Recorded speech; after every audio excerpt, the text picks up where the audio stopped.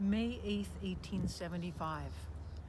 That was the date of a terrible shipwreck. The SS Schiller wrecked off the coast of the Isles of Scilly near Cornwall, England. And 90% of the people on that boat died in that wreck, and one of them was Dr. Susan Dimock. And this is her headstone at Forest Hill Cemetery in Jamaica Plain. Susan Dimock was a really exceptional human being. She grew up in the South, moved north during the Civil War, and intersected with some people who were connected to the New England Hospital for Women and Children. And the New England Hospital for Women and Children was the first hospital in all of New England where women doctors served women patients. And Susan connected with them because she had a lifelong interest in medicine and had been reading medical books since she was a kid. And they took her in as a student and then thought she was so very, very wonderful and brilliant and driven that a lot of the women collected money and sent her to a very high quality medical school in the University of Zurich, in Zurich, Switzerland. She studied there, was at the top of her class, did an exceptional job, and came back and became the resident physician and the most important surgeon at this hospital. And she might have been the most qualified woman surgeon at that time. This is in 1872 in all of America. And she ran the hospital for 3 years, did an extraordinary job, made a lot of friends, impressed people, and then needed to take a break because she'd been working 24/7 for such a long time. And she and her close companion, Bessie Green, both went over with another friend, Carrie Crane. They were all connected to the hospital. And they went on the Schiller on a vacation, and the ship wrecked. And so this is a memorial to her. The hospital she worked for was founded back in 1862 in the midst of the Civil War, and it lasted until 1969.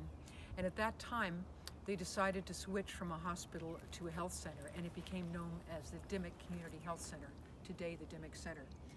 And this is Susan's grave, which in 1995, I helped we created a group called the Dimock Heritage Fund, and we fundraised to replace the old stone, which had almost completely diminished. It had just kind of melted away. It was a kind of stone that just wasn't going to last, a marble. So I've been working on her biography, the first ever biography of Susan Dimock, at the Women's Studies Research Center at Brandeis University. And I've become very involved in this. It's a huge project. No one's ever done this kind of in-depth research on her before, and I'm obsessed. And this is a poem I wrote about this. For Susan Dimock. Her once chiseled headstone stands on the grassy ledge. Patched and pitted by moss and lichen, it grips the hillside with a will of authority, a whisper of hope.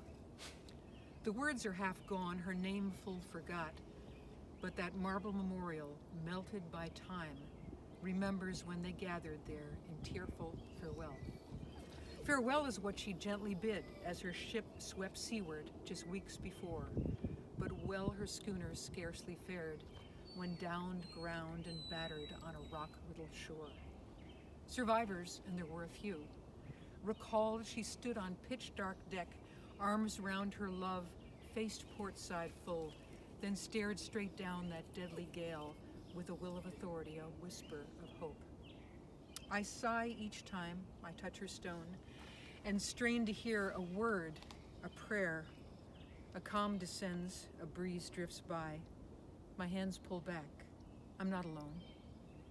I vow that I will tell your tale, that more will come to gather here, to fill a space perhaps in me, to fill a life perhaps for you, since those who wept and wished you well no longer walk this way.